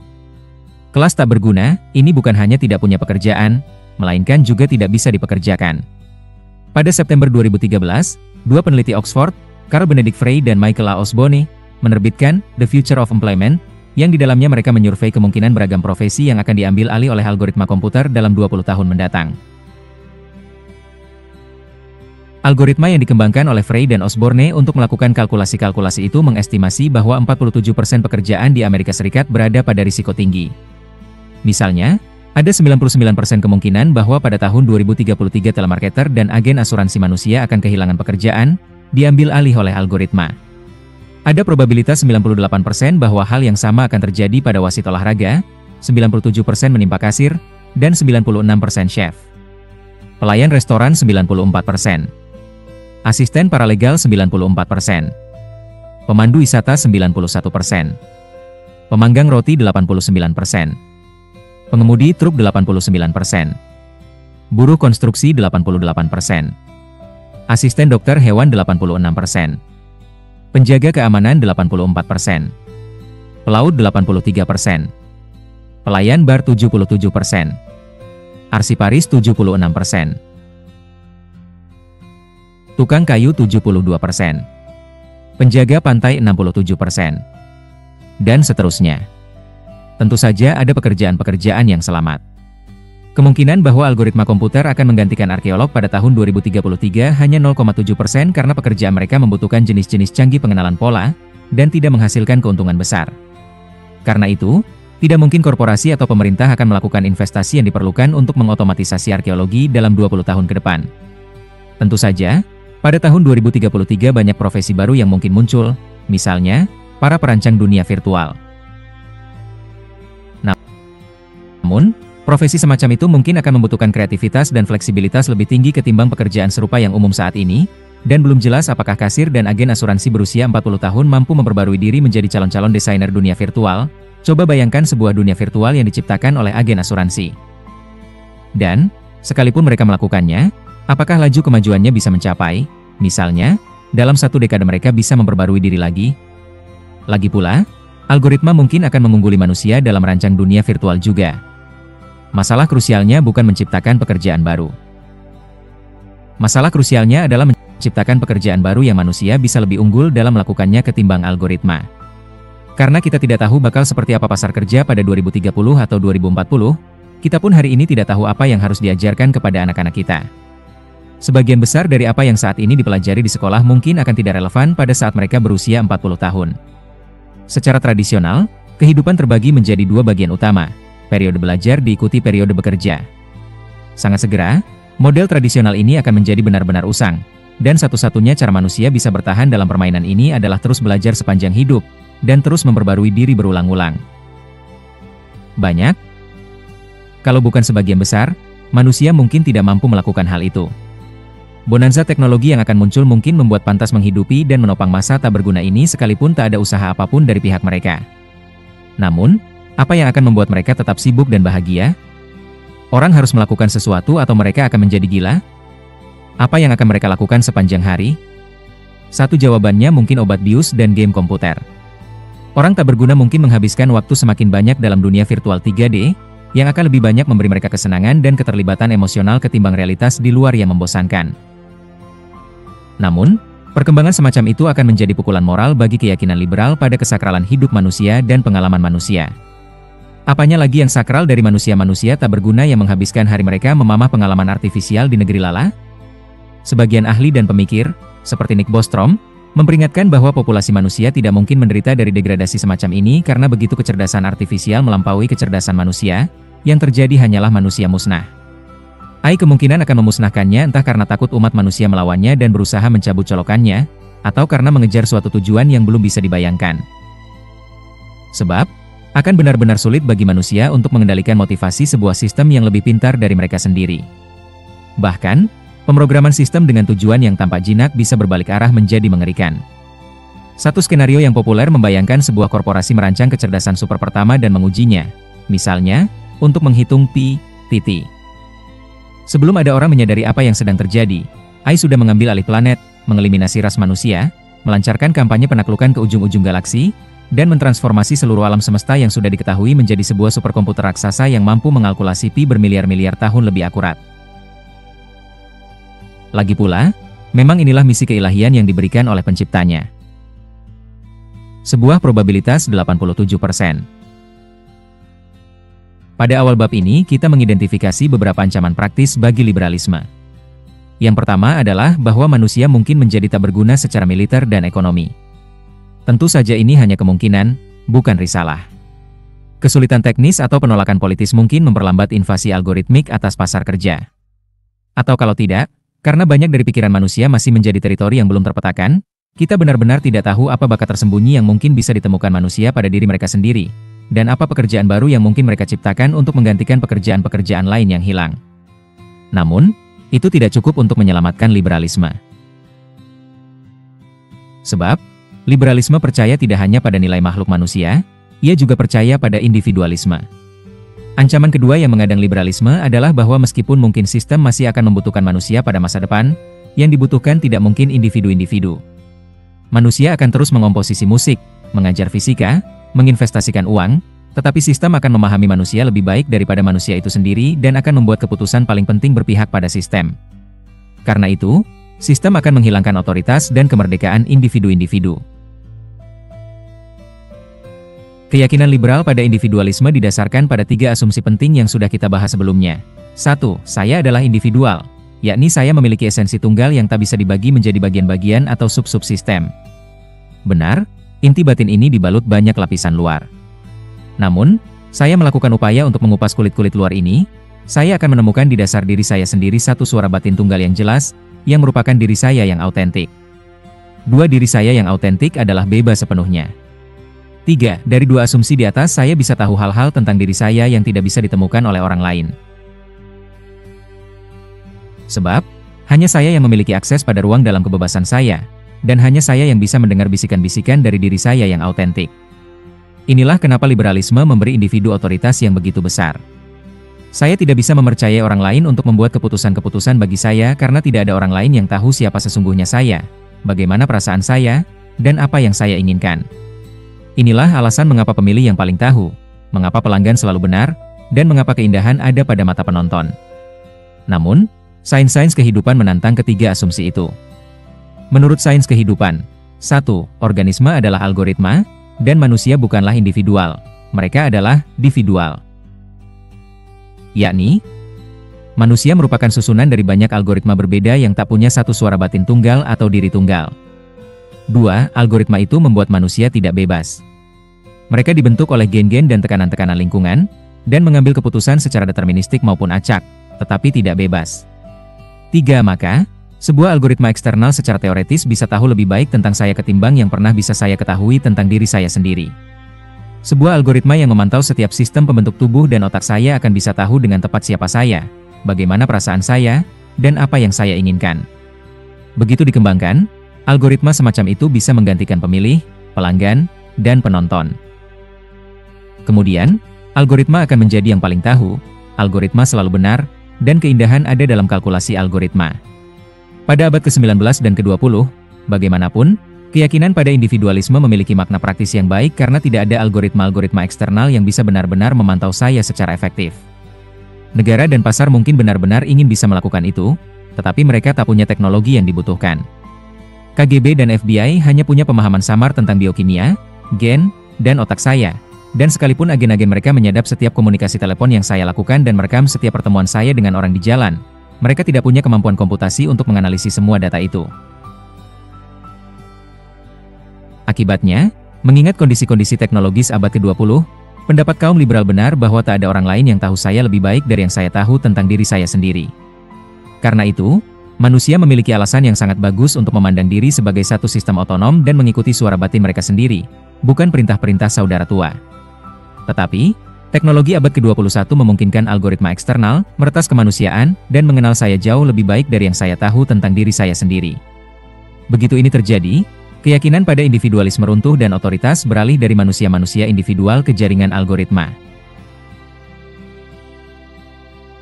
Orang tidak lagi melihat diri mereka sebagai makhluk otonom yang menjalani kehidupan menurut kehendak mereka, tetapi akan menjadi terbiasa memandang diri sebagai kumpulan mekanisme biokimia yang terus-menerus dipantau dan dibimbing oleh satu jaringan algoritma elektronik. Untuk mewujudkan hal itu, tidak diperlukan algoritma eksternal yang tahu saya secara sempurna dan tak pernah membuat kesalahan. Cukup algoritma tahu tentang saya lebih baik dari yang saya tahu tentang diri saya dan melakukan lebih sedikit kesalahan dari yang saya lakukan.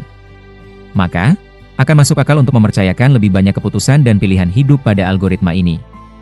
Kita sudah menyeberangi garis ini dalam hal kedokteran. Di beberapa rumah sakit kita tidak lagi individual. Sangat mungkin bahwa dalam masa hidup Anda keputusan paling penting tentang tubuh dan kesehatan Anda akan diambil alih oleh algoritma komputer seperti Watson-nya IBM. Dan, tidak selamanya ini berita buruk. Para pengidap diabetes membawa alat sensor yang secara otomatis memeriksa level kadar gula beberapa kali sehari, memperingatkan mereka setiap kali ambang batas bahaya terlampaui. Pada 2014, para peneliti di Yale University mengumumkan keberhasilan uji coba pertama, pankreas artifisial, yang dikendalikan dengan sebuah iPhone. Sejumlah 52 penderita diabetes ambil bagian dalam eksperimen itu. Setiap pasien memiliki sebuah sensor mini dan pompa mini yang ditanam dalam perut mereka. Pompa itu terhubung dengan tabung kecil insulin dan glukagon, dua hormon yang bersama-sama meregulasi level kadar gula di dalam darah. Alat sensor terus mengukur level kadar gula, mentransmisi data ke iPhone, yang menyimpan aplikasi penganalisis informasi tersebut, dan bila mana perlu memberi perintah untuk memompa, untuk menginjeksi insulin atau glukagon dalam jumlah terukur, tanpa perlu intervensi manusia. Banyak pasien lain yang tidak mengidap penyakit serius mulai menggunakan sensor dan komputer yang bisa dikenakan untuk memantau kesehatan dan aktivitas mereka. Alat-alat ini, yang bisa dimasukkan dalam apa saja, dari telepon pintar sampai jam tangan, pita lengan sampai pakaian dalam, merekam beragam data biometrik seperti tekanan darah dan detak jantung. Data ini kemudian diisikan ke program komputer canggih, yang menasihati pemakainya bagaimana mengubah diet dan rutinitas harian agar bisa mendapatkan kesehatan yang lebih baik serta usia yang lebih panjang dan produktif. Google, bersama raksasa produsen obat Novartis, sedang mengembangkan lensa kontak yang bisa memeriksa level glukosa dalam darah setiap beberapa detik, dengan menganalisis komposisi air mata. PCA Scientific menjual diaper yang bisa menganalisis kotoran bayi untuk mengetahui kondisi kesehatan anak. Pada November 2014, Microsoft meluncurkan Microsoft Band, pita lengan yang bisa memantau antara lain detak jantung, kualitas tidur, dan jumlah langkah kaki yang Anda lakukan setiap hari. Sebuah aplikasi yang dinamai Deadline selangkah lebih maju, menginformasikan kepada Anda berapa tahun hidup yang tersisa bagi Anda, berdasarkan kebiasaan Anda saat ini. Sebagian orang menggunakan aplikasi ini tanpa berpikir terlalu dalam tentangnya, tetapi bagi sebagian yang lain ini sudah menjadi ideologi, kalau bukan agama. Gerakan The Quantified Self menyatakan bahwa diri itu tidak lain hanyalah pola-pola matematik belaka. Pola-pola ini begitu rumit sehingga pikiran manusia tidak punya peluang untuk memahaminya.